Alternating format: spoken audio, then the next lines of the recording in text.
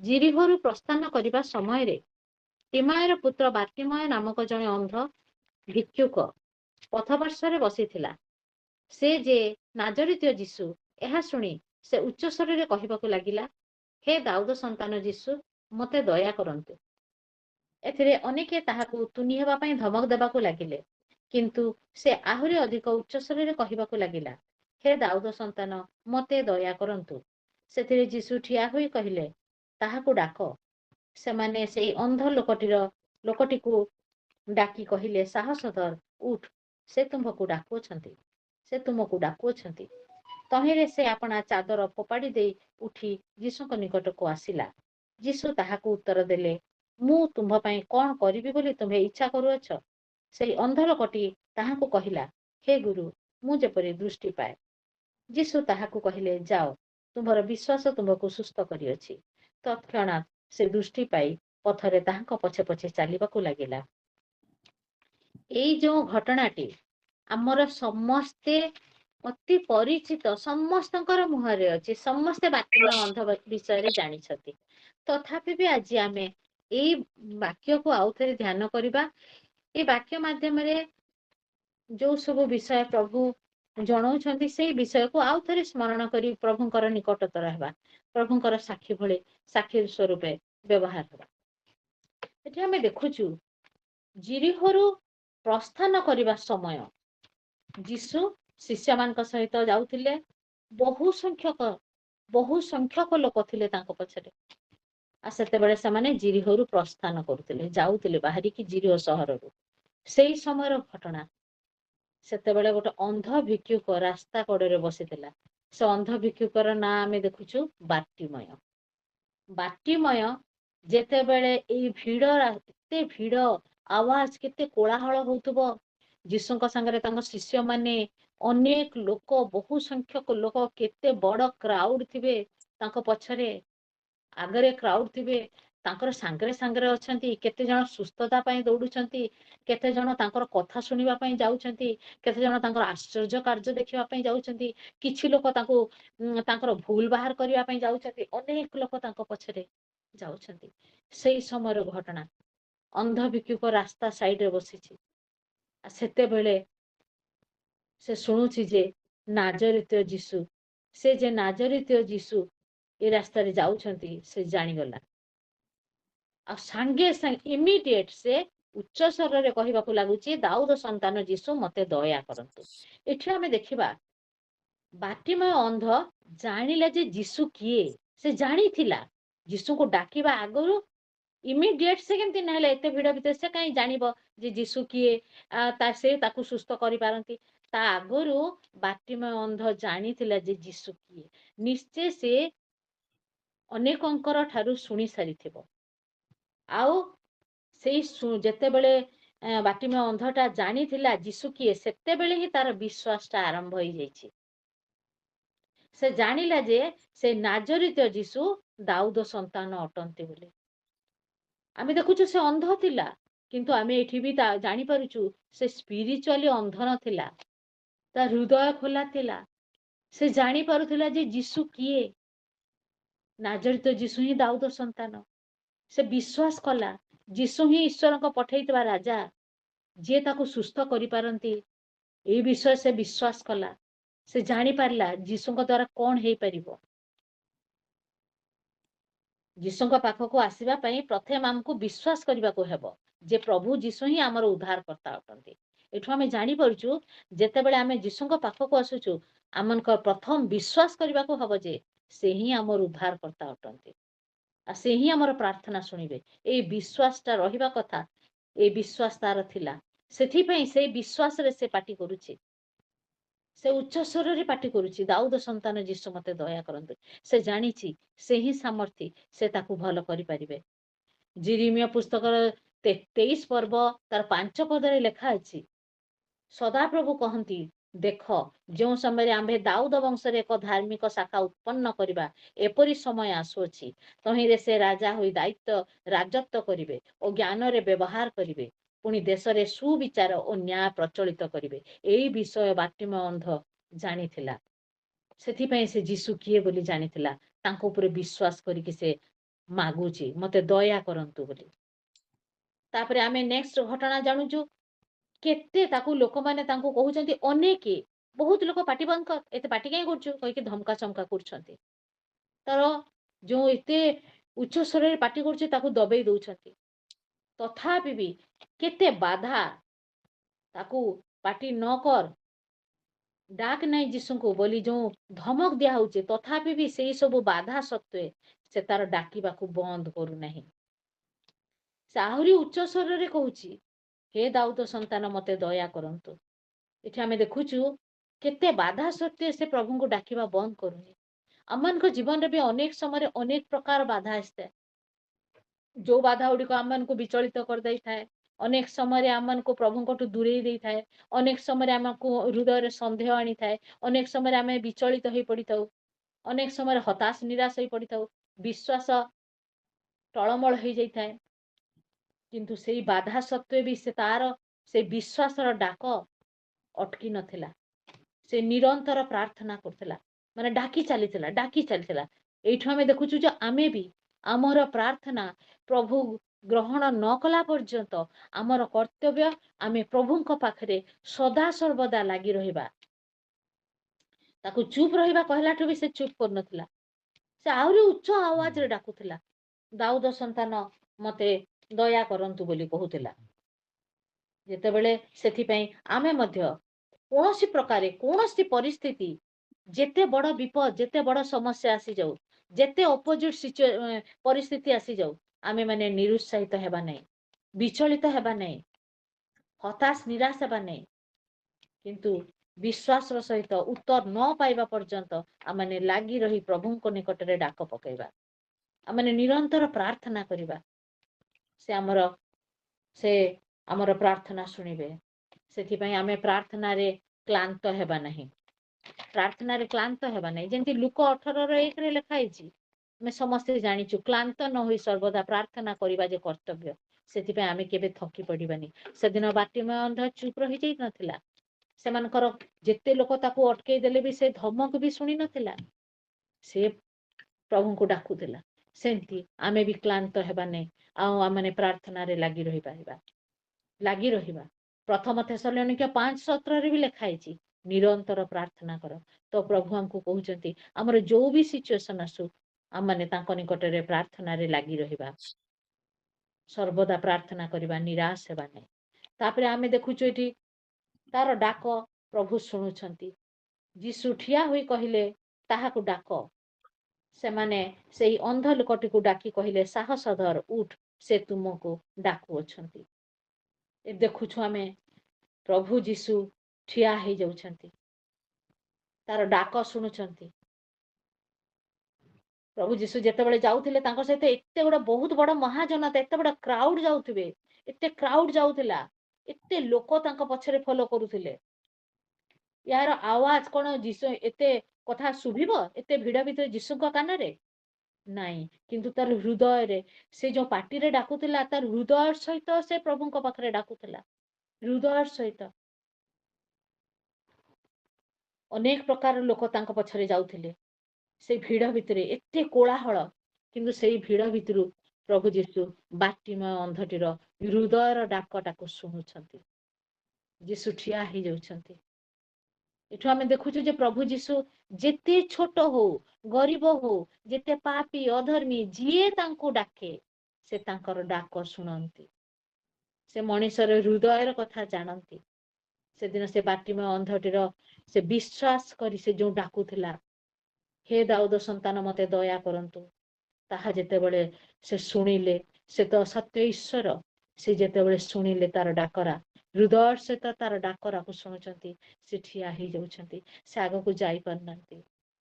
ଆମମାନେ ମଧ୍ୟ ଯେତେବେଳେ ହୃଦୟ ସହିତ ଅନୁତାପର ହୃଦୟରେ ପ୍ରଭୁ ଯୀଶୁଙ୍କୁ ଡାକିବା, ସେ ଆମ ପାଇଁ ଆସି ଠିଆ ହେବେ। ଯୀଶୁ ଆମର ଡାକ ଶୁଣିବେ। ଗୀତ ସଂହିତା 34:17 ପଦରେ ବି ଆମେ ଦେଖିଛୁ, ଲେଖା ହେଇଛି ଯେ ଦାଉଦ ଲେଖିଛନ୍ତି, ଧାର୍ମିକ ମାନେ କ୍ରନ୍ଦନ କରନ୍ତେ ସଦାପ୍ରଭୁ ଶୁଣିଲେ ଓ ସେମାନଙ୍କ ସର୍ବସଙ୍କଟରୁ ସେମାନଙ୍କୁ ଉଦ୍ଧାର କଲେ। ଯେତେବେଳେ ଆମେ ପ୍ରଭୁଙ୍କୁ ଗ୍ରହଣ କରିଛୁ, ପ୍ରଭୁ ଆମମାନଙ୍କୁ ତାଙ୍କର ସନ୍ତାନର ଅଧିକାର ଦେଇଛନ୍ତି। ପ୍ରଭୁ ଆମମାନଙ୍କୁ ଧାର୍ମିକତାର ବସନ ପିନ୍ଧେଇଛନ୍ତି। ଆଉ ଆମେ ହୃଦୟ ସହିତ ତାଙ୍କୁ ଡାକିବା, ସେ ଆମକୁ ନିଶ୍ଚୟ ଉତ୍ତର ଦେବେ। ସେଦିନ ବାଟିମ ଅନ୍ଧଟିର ଡାକ ଶୁଣି ତାକୁ ଉଦ୍ଧାର କଲେ। ପ୍ରଭୁ ଆମମାନଙ୍କର ମଧ୍ୟ ପ୍ରାର୍ଥନା ଶୁଣି ଆମକୁ ମଧ୍ୟ ଉତ୍ତର ଦେବେ। ଆଉ ତାପରେ ଆମେ ଏଠି ଦେଖୁଛୁ ଯେ ତହିଁରେ ସେ ଆପଣା ଚାଦର ଫୋପାଡ଼ି ଦେଇ ଉଠି ଯୀଶୁଙ୍କ ପାଖକୁ ଆସିଲା। ଅନ୍ଧ ଲୋକଟି ପଥ ପାର୍ଶ୍ୱରେ ବସି ଭିକ ମାଗୁଥିଲା। ତାର ସିଚୁଏସନ, ତାର ସେଇ ଯୋଉ ଆମେ ଗୋଟେ ଭିକ୍ଷୁକ, ଗୋଟେ ଅନ୍ଧ ଭିକ୍ଷୁକ ପଥ ପାର୍ଶ୍ୱରେ ବସିଥିବା, ତାର ଗେଟଅପ୍ କେମିତି ଥିବ? ସେ ନିଜେ ଛିଣ୍ଡା ଲୁଗାପଟା, ଛିଣ୍ଡା ଚାଦରଟେ ଧରିଥିବ, ସେଇ ଅବସ୍ଥାରେ ସେ ବସିଥିଲା। କିନ୍ତୁ ଯେତେବେଳେ ଯୀଶୁ ଡାକୁଛନ୍ତି, ତାର ସେଇ ଚାଦରଟାକୁ ଫୋପାଡ଼ି ଦେଇକି ଆସୁଛି। ଏଥିରୁ ଆମେ ଦେଖୁଛି ମାନେ ସେ ଭିକାରୀର ବସ୍ତ୍ର ହିଁ ତାର ପରିଚୟ ଅଟେ, କାରଣ ତାର ଜୀବିକା ସେଇଟା। ସେଇଠି ସେ ଯଦି ଭଲ ଡ୍ରେସରେ ବସିକି ଭିକ ମାଗିବ, କିଏ ତାକୁ ଦେବ କି ଭିକ? ନାଇଁ, ତାର ସେଇ ଛିଣ୍ଡା ଲୁଗାପଟା, ଛିଣ୍ଡା ଚାଦର, ଇଆଡେ ଅନ୍ଧ ଲୋକଟି, ସେ କିଛି ଗୋଟେ ବାଜା ବି ବଜଉଥିବ, ମାଗୁଥିବ ଲୋକମାନଙ୍କୁ ଭିକ ଦିଅ ବୋଲି। ତାର ସେ ଚାଦରଟା ତା ପାଖରେ ସବୁବେଳେ ରହୁଥିବ। ସେ ଚାଦରଟାକୁ ସେ ଫୋପାଡ଼ି ଦେଇକି ଯୀଶୁଙ୍କ ପାଖକୁ ଆସୁଛି। ୟାର ଆତ୍ମିକ ଅର୍ଥ ମାନେ ବୁଝିବା। ଯେତେବେଳେ ଆମେ ଯୀଶୁଙ୍କ ପାଖକୁ ଯିବା, ଯୀଶୁ ଯେତେବେଳେ ଆମମାନଙ୍କୁ ଡାକୁଛନ୍ତି, ଯେତେବେଳେ ଯୀଶୁ ଆମକୁ ଡାକନ୍ତି, ଆମେ ଯେତେବେଳେ ଯୀଶୁଙ୍କ ପାଖକୁ ଯିବା, ଆମେ ଆମର ପୁରୁଣା ପାପ, ମନ୍ଦ ସ୍ୱଭାବ, ସବୁ କିଛିକୁ ଆମେ ଛାଡିବାକୁ ପଡିବ। ସେ ଯେମିତି ସେଦିନ ଫୋପାଡ଼ି ଦେଇକି ଚାଦର ଯୀଶୁଙ୍କ ପାଖକୁ ଗଲା, ଆମେ ମଧ୍ୟ ଯୀଶୁଙ୍କ ପାଖକୁ ଯେତେବେଳେ ଯିବା, ଆମର ସ୍ୱଭାବ ଚେଞ୍ଜ ହେବା କଥା। ଯୀଶୁଙ୍କ ସହିତ ଏନକାଉଣ୍ଟର ହେଲା ପରେ ଆମର ଲାଇଫ, ଆମର ବିହେଭିୟର ସବୁ ଚେଞ୍ଜ ହେବା କଥା। ଆମ ଜୀବନର ପୁରୁଣା ଯୋଉ ମନ୍ଦ ଗୁଣ, ମନ୍ଦ ସ୍ୱଭାବ, ଏସବୁ ଜିନିଷ ଆମ ଜୀବନରେ ରହିବା କଥା ନୁହେଁ। କାହିଁକିନା ପ୍ରଭୁ ଆମକୁ ଚାହାନ୍ତି ଆମେ ପବିତ୍ର ଆଉ ନିର୍ଦ୍ଦୋଷ ରହିବା। ସବୁବେଳେ ସେ ସେମିତି ଚାହାନ୍ତି। ତ ଆମେ ଯେତେବେଳେ ପ୍ରଭୁଙ୍କ ପାଖକୁ ଯିବା, ଆମର ପୁରୁଣା ସବୁ କିଛି ମନ୍ଦ ସ୍ୱଭାବକୁ ଛାଡିବା। କାହିଁକିନା ଆମେ ଯେତେବେଳେ ଏବ୍ରି 12:1 ପଢୁଛୁ, ଅତଏବ ଏଡେ ବୃହତ୍ ମେଘ ତୁଲ୍ୟ ସାକ୍ଷୀ ମାନଙ୍କ ଦ୍ୱାରା ବେଷ୍ଟିତ ହେବାରୁ ଆସ, ଆମ୍ଭେମାନେ ପ୍ରତ୍ୟେକ ଭାର ଓ ସହଜରେ ବେଷ୍ଟନକାରୀ ପାପ ପରିତ୍ୟାଗ କରି ବିଶ୍ୱାସର ନେତା ଓ ସୁଧିଦାତା ଯୀଶୁଙ୍କୁ ଲକ୍ଷ୍ୟ କରି ଧୈର୍ଯ୍ୟ ସହକାରେ ଆମମାନଙ୍କର ଗନ୍ତବ୍ୟ ପଥରେ ଧାବବାନ ହେଉ। କେତେ ସୁନ୍ଦର ବାକ୍ୟ। ଆମେ ଯେତେବେଳେ ପ୍ରଭୁ ଯୀଶୁଙ୍କ ପାଖକୁ ଯାଉଛୁ, ଆମର ଜୀବନର ପୁରୁଣା ଜୀବନ, ଯାହା କିଛି ଈଶ୍ୱରଙ୍କ ଦୃଷ୍ଟିରେ ମନ୍ଦ, ତାହା ସବୁ ଆମକୁ ଛାଡିବାକୁ ପଡିବ। ଯେତେବେଳେ ଆମ ଯୀଶୁଙ୍କ ସହିତ ଆମର ଏନକାଉଣ୍ଟର ହେଇଯାଉଛି, ଆମର ଲାଇଫ ଚେଞ୍ଜ ହେବାକୁ ପଡିବ। ଆମର ଲାଇଫ ଚେଞ୍ଜ ହେବା କଥା। ଆମର ପୁରୁଣା ସ୍ୱଭାବକୁ ଆମେ ଛାଡିଦେବା। ଯେତେବେଳେ ସେ ପୁରୁଣା ସ୍ୱଭାବକୁ ଛାଡି ଦଉଛି, ତାପରେ ଆମେ ଦେଖୁଛୁ ଯୀଶୁ ତାଙ୍କୁ ପ୍ରଶ୍ନ କରୁଛନ୍ତି, ମୁଁ ତୋ ପାଇଁ କଣ କରିବି ବୋଲି ଇଚ୍ଛା କରୁଛୁ? ଯୀଶୁ ତ ଜାଣିଥିଲେ ସେ ଲୋକଟି ଅନ୍ଧଟି, ତଥାପି ବି ପ୍ରଭୁ ତାଙ୍କୁ ପଚାରୁଛନ୍ତି, ମୁଁ ତମ ପାଇଁ କଣ କରିବି ବୋଲି ଇଚ୍ଛା? କାରଣ ଈଶ୍ୱର ସବୁବେଳେ ଚାହାନ୍ତି ଯେ ଆମେ ଆମର ନିଜର ମୁଖ ଖୋଲିକି ତାଙ୍କୁ ମାଗିବା, ଆମର ଆବଶ୍ୟକ ବିଷୟ ଆମେ ମାଗିବା। ଆମେ ମାଗିଲେ ସେ ଆମମାନଙ୍କୁ ଉତ୍ତର ଦେବେ। କାହିଁକିନା ଫିଲିପିଓ 4:6 ଲେଖା ଅଛି, ପାଉଲ ଲେଖିଛନ୍ତି, କୌଣସି ବିଷୟରେ ଚିନ୍ତିତ ହୁଅ ନାହିଁ, କିନ୍ତୁ ସମସ୍ତ ବିଷୟରେ ପ୍ରାର୍ଥନା ଓ ବିନତି ଦ୍ୱାରା ଧନ୍ୟବାଦ ସହ ତୁମମାନଙ୍କର ନିବେଦନ ସବୁ ଈଶ୍ୱରଙ୍କ ନିକଟରେ ଜଣାଅ। ଆମେ ମଧ୍ୟ ସେଦିନ ସେ ଯେମିତି ତାର ନିବେଦନ ଜଣେଇଲା, ସେ ଚାହିଁଥିଲେ ସେ ଅର୍ଥ ମାଗେ, ସେ ତ ଭିକାରୀ, ଅନ୍ୟମାନଙ୍କଠୁ ସେ ଅର୍ଥ ଆଶା କରେ। କିନ୍ତୁ ସେ ଯୀଶୁ କିଏ ଜାଣିଥିଲା, ସେଥିପାଇଁ ସେ ଅର୍ଥ ମାଗିନି। ସେ କଣ ମାଗୁଛି? ମୁଁ ଯେମିତି ଦୃଷ୍ଟି ପାଏ। ସେ ଜାଣିଛି ଅଲମାଇଟି ଗଡଙ୍କର ପାୱାର। ସେ ଦାଉଦ ସନ୍ତାନ, ସେ ନାଜରତ ଯୀଶୁ ସେ ବିଶ୍ୱାସ କରିଥିଲା। ସେଥିପାଇଁ ସେ ଉପଯୁକ୍ତ ସମୟରେ ଉପଯୁକ୍ତ ଜିନିଷ ସେ ମାଗିଛି, ଆଉ ପ୍ରଭୁଙ୍କଠୁ ସେ ଆଶୀର୍ବାଦ ପାଉଛି। ସେ କହିଲା, ମୁଁ ଦୃଷ୍ଟି ପାଏ ଯେମିତି, ସେମିତି ଆମେ ମଧ୍ୟ ଆମର ଯେତେବେଳେ ସମସ୍ୟା ଆସୁଛି, ଯେତେବେଳେ ଆମ ଜୀବନର ଯାହା କିଛି ପ୍ରয়োଜନ, ଆମେ ପ୍ରାର୍ଥନା ଆଉ ବିନତି କରିବା, ଆଉ ଧନ୍ୟବାଦ ସହିତ ନିବେଦନ ସବୁ ଈଶ୍ୱରଙ୍କ ନିକଟରେ ଜଣେଇବା। କାହିଁକିନା ପ୍ରଭୁ ମାଥିଉ 7:7 ବି ଆମମାନଙ୍କୁ ବତେଇଛନ୍ତି ଯେ ମାଗ, ସେଥିରେ ତୁମମାନଙ୍କୁ ଦିଆଯିବ। ତୁମମାନେ ସନ୍ଧାନ ଖୋଜ, ସେଥିରେ ସନ୍ଧାନ ପାଇବ। ଦ୍ୱାରରେ ମାର, ସେଥିରେ ତୁମମାନଙ୍କ ନିମନ୍ତେ ଦ୍ୱାର ଫିଟାଇ ଦିଆଯିବ। ପ୍ରଭୁ ସବୁବେଳେ ପ୍ରସ୍ତୁତ ଅଛନ୍ତି ଆମର ପ୍ରାର୍ଥନା ଶୁଣିବା ପାଇଁ, କିନ୍ତୁ ଆମେ ହୃଦୟ ସହିତ ତାଙ୍କୁ ମାଗିବା। तापरे आमे देखुछु एठी जेतेबेले से दृष्टि पाए बोली कहउचंती सांगे सांग प्रभु कहउचंती जाओ तुमरो विश्वास तुमको सुस्थ करियछि। सेतेबेले से आमे गोटे देखुछु 51 पदरे 51 पदरे हे गुरु मु जेपरि दृष्टि पाए से केते सुंदर गोटे वर्ड कहउछि। नाजरित जीसु दाऊद संतान कहउतिले एबे बाटिमा अंध कोन कहउचंती हे गुरु मु जेपरि दृष्टि पाए। अंध जीशुଙ୍କୁ गुरु बोली कहउछि अर्थात प्रभु से सम्मान जणाउछि। प्रभु जीशुଙ୍କ ठाରୁ आम्माने ମଧ୍ୟ କିଛି ମାଗିବା ପୂର୍ବରୁ ତାଙ୍କୁ ପ୍ରଭୁ ବୋଲି ସ୍वीकार କରିବା। से प्रभु बोली से दिन स्वीकार करुछि। आम्माने ମଧ୍ୟ ସବୁବେଳେ से ही हमर प्रभु ସବୁବେଳେ से विश्वासटा दृढ़ रखिबा। आउ जेतेबेले से प्रभु बोली से कहूची तांकर से प्रभुंकर सहित से प्रभु कौन करि पारंती से जानिथिला। सेंती आमे भी प्रभुंकर सहित गोटे निज निजर गुड रिलेशन रखिबा। आउ आमंकर प्रार्थनार अनुरोध तांकु जणेबा। से आमंकर आवश्यकता जानନ୍ତି से आमंकर आवश्यकता को से पूर्ण करिवे। सेति पई आमाने तांकु प्रभु बोली प्रति स्टेज रे तांकु स्वीकार करिबा। तापरे एठी से आमे देखुछु 52 रे जीसु ताकु कहले जाओ तुम्हारा विश्वास तुमको सुस्थ करियछि। जीसु कहु नांती कि एठी तांकु जासी कि छुई नाहंती ना किछि माटी रे कादुओ करी आखिरे लगौ नांती ना प्रार्थना करी के ताकु छुई कि प्रभु को ईश्वर को निकट रे प्रार्थना करू नांती। खाली केवल कहउछदी तुमरो विश्वास तुमको सुस्थ कला। हमर विश्वास प्रभुंकर शक्ति को टाणी आणे। आमाने जेते विश्वास करिबा जेते विश्वास रे दृढ़ हबा विश्वास रो प्रार्थना ईश्वरंकर से शक्ति को आमन को पाख को आसी जाए। से ऑलमाइटी पावर प्रभु आमनकर विश्वास अनुଯାयी देई थांती तांकर से जो उत्तर हमर जेते विश्वास आमे सेते तांकर निकटतर रही परिबा। सेति पई माने दृढ़ विश्वास रो सहित तांको निकट रे लागि रही परिबा। काई नाही से विश्वास द्वारा ही ईश्वरंकर से प्रार्थनार उत्तर आमे पाई परिबा। काई ना जेतेबेले एब्री 11:6 रे आमे देखुछु एब्री 11:6 रे लिखा हैछि आ विश्वास बिना ताहांको संतोष पात्र हेबा असंभव। कारण ईश्वर जे अछंती आ से जे ताहांको अन्वेषणकारी मानकर पुरस्कार दाता एहा ताहांको छामु को आसीबा लोकर विश्वास करिबा आवश्यक। आमे सब बेले विश्वास करिबा जे हमर प्रभु ही सामर्थ्य परमेश्वर आउ जी खोजे ताकु से ता पाखकु से आसंती। सेति पई विश्वास बिना प्रभुंकर संतोष पात्र हेबा असंभव अटे। आमाने सेति पई आहुरी दृढ़ विश्वास रो सहित लागि रही परिबा। जेंदी बाटी में अंध लोकटी प्रभु जीशु को ईश्वर बोली विश्वास करथिला तेनु प्रभु तांकर ताकु सुस्थता देले आ तत्क्षणात अंधटी दृष्टि पाइथिला। जीशुंकर कथा सुनिबा क्षणी ही से देखि पारला। आ ईश्वरंकर वाक्यर शक्ति को आमे देखुछु। तुमरो विश्वास तुमको सुस्थ करियछि कहू कहू से दृष्टि पाई जाउछि। माने ईश्वरंकर वाक्य रे केते शक्ति अछि ताहा आमे सब बेले विश्वास करिबा। तेणु आमे जेतेबेले जीशु को विश्वास करूछु सेतेबेले आमे उत्तर पाई थाउ। विश्वास द्वारा आमे उद्धार पाई थाउ।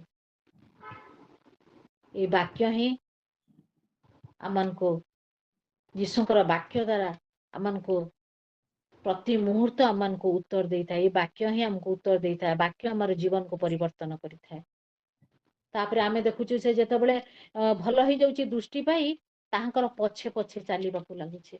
दृष्टि पाइला से खुशी हे कि शहर भीतर को दौड़ी गलानी कि घर लोक मान को पाखु दौड़ी गलानी। से कौन करुछि जीशुंको पछरे जाउछि। लेखा हैछि ताहांकर पछे पछे चालिबाकू लागिला।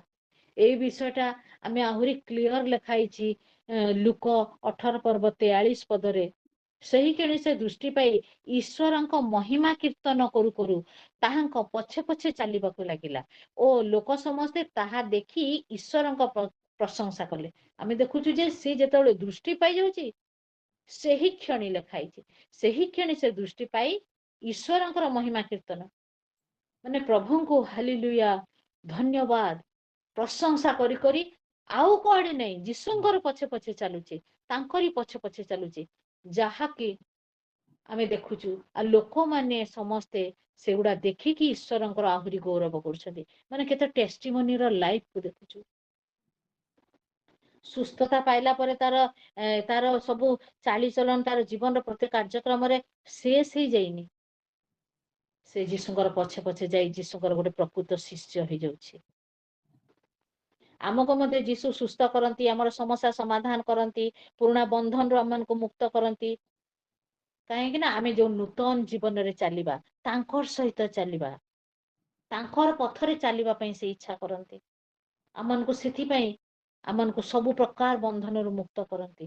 ଆଉ ତାଙ୍କର ଗୋଟେ ମାତ୍ର ଇଚ୍ଛା, ଆମେ ତାଙ୍କର ବାକ୍ୟ ଅନୁଯାୟୀ ତାଙ୍କର ଆଜ୍ଞା ପାଳନ କରି ତାଙ୍କରି ପଛରେ ଚାଲିବା, ଆଉ ତାଙ୍କୁ ଗୌରବ ଦେବା, ତାଙ୍କୁ ମହିମା ଦେବା। ଆଉ ଆମମାନଙ୍କର ଲାଇଫ ଟେଷ୍ଟିମୋନିର ଲାଇଫ ହଉ।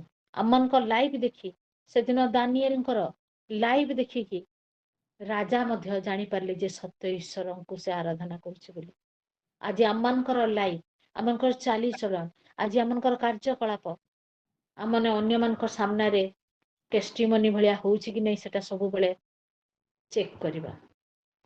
ପ୍ରଭୁ ଆମକୁ ସବୁବେଳେ ସେ ବାଟିମୟ ଅନ୍ଧର ଆମେ ଦେଖିଲୁ, ବାଟିମୟ ଅନ୍ଧ କେମିତି ସେ ଯୀଶୁଙ୍କୁ ଜାଣିକି ବିଶ୍ୱାସରେ ଦୃଢ ହେଇକି କ୍ଳାନ୍ତ ନ ହୋଇକି ପ୍ରାର୍ଥନା କରୁଛି।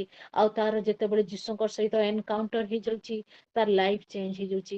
ଚାଦର ଫୋପାଡି ଦେଇ ଆଗକୁ ଚାଲୁଛି, ଆଉ ପଛକୁ ଯାଇନି। ଯୀଶୁଙ୍କୁ ଯେତେବେଳେ ଭଲ କରିଦଉଛନ୍ତି, ସେ ପ୍ରଭୁ ବୋଲି ସ୍ୱୀକାର କରି ଯୀଶୁଙ୍କ ଠାରୁ ତାର ଉତ୍ତର ପାଇ, ଦୃଷ୍ଟି ପାଇ ଯୀଶୁଙ୍କର ପଛେ ପଛେ ଈଶ୍ୱରଙ୍କର ଗୌରବ ଦେଇ ଦେଇ ସେ ଚାଲୁଛି। ସେମିତି ଆମେ ମଧ୍ୟ ଆମ ଜୀବନରେ ଯେତେବେଳେ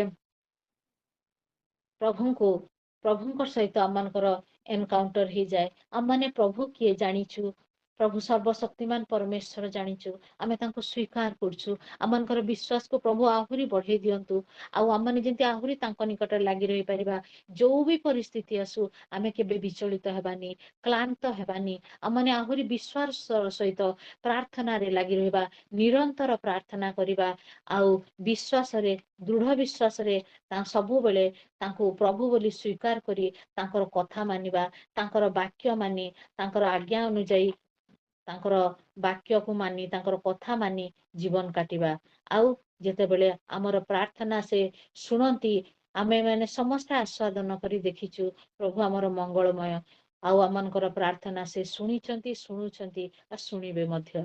ଆଉ ସେତେବେଳେ ଆମେ ମାନଙ୍କର ଲାଇଫ ଟେଷ୍ଟିମୋନିର ଲାଇଫ ହେବା କଥା। ଆଉ ଜଣେ ଜଣକୁ ଉତ୍ସାହିତ କରି ଈଶ୍ୱରଙ୍କର ବିଷୟ କହି ଜଣେ ଜଣକୁ ଉତ୍ସାହିତ କରି ଆଉ ପ୍ରଭୁରେ ବଢେଇବା ପାଇଁ ସମସ୍ତେ ଲାଗି ପଡିବା। ସେଦିନ ଯେମିତି ଲୋକମାନେ ତାର ଲାଇଫ ଦେଖିକି ଈଶ୍ୱରଙ୍କର ପ୍ରଶଂସା କଲେ, ଆମମାନଙ୍କର ଲାଇଫ ମଧ୍ୟ ଦେଖି ଯେମିତି ଲୋକମାନେ ଈଶ୍ୱରଙ୍କର ପ୍ରଶଂସା କରିବେ।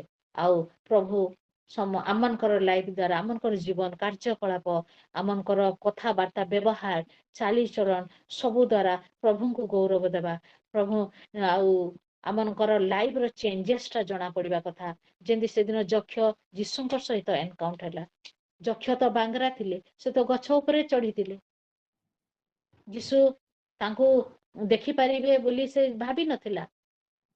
ସେ ଭାବିଥିଲା ଗଛ ଉପରେ ଚଢିକି ତ ବାଙ୍ଗରା ଲୋକ ଏତ ଭିଡ ଭିତରେ ଯୀଶୁଙ୍କୁ ଦେଖିପାରିବେନି। କିନ୍ତୁ ଈଶ୍ୱର ତ ସମସ୍ତଙ୍କ ହୃଦୟକୁ ଜାଣନ୍ତି। କିଏ ଯୀଶୁଙ୍କୁ ଖୋଜୁଛି, କିଏ ପ୍ରକୃତ ହୃଦୟ ସହିତ ଖୋଜୁଛି, ପ୍ରଭୁ ଜାଣନ୍ତି।